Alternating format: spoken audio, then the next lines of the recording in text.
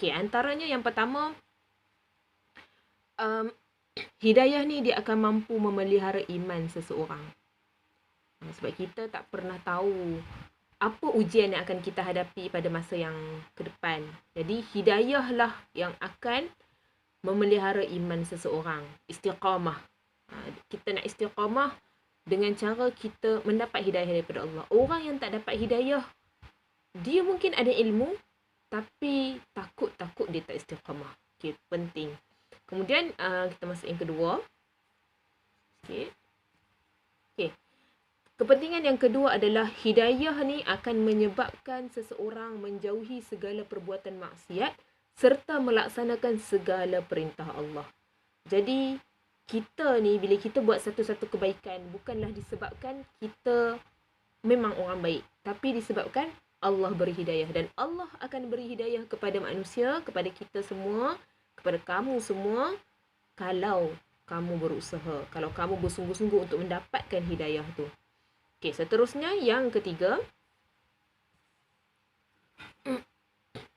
hidayah Allah juga akan menyebabkan seseorang redha dengan qada dan qadar Allah.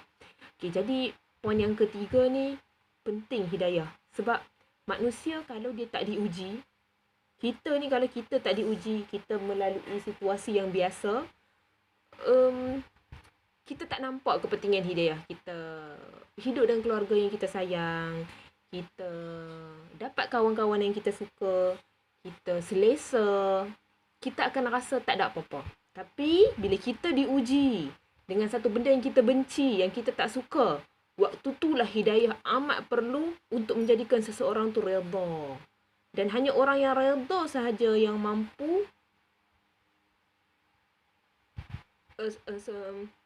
macam ni. Hanya orang yang mendapat hidayah sahaja yang mampu redha dengan qada dan qadar. Hanya orang yang dapat hidayah sahaja yang mampu redha.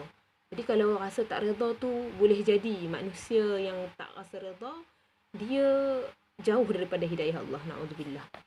Kemudian yang seterusnya, yang keempat, hidayah Allah mendorong komuniti. Okay, apa maksud komuniti kat sini?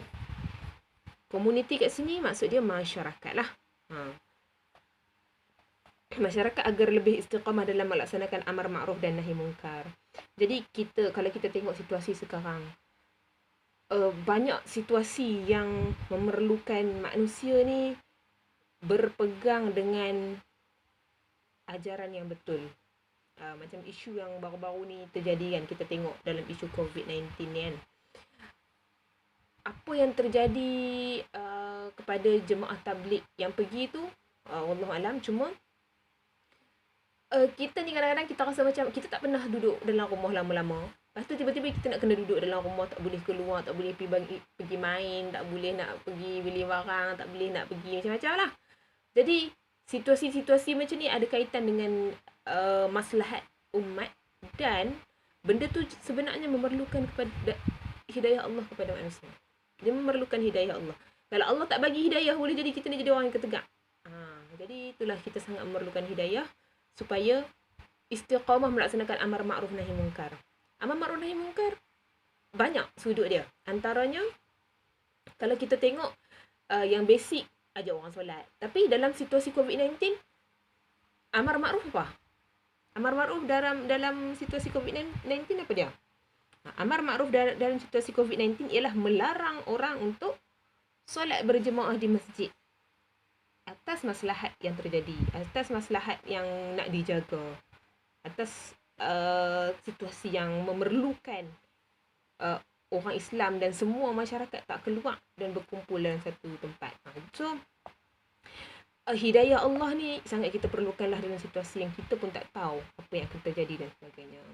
Okay, kemudian yang terakhir, yang kelima ni, kepentingan hidayah Allah juga adalah untuk memperteguhkan keimanan pemimpin negara akan mentadbir negara dengan amanah.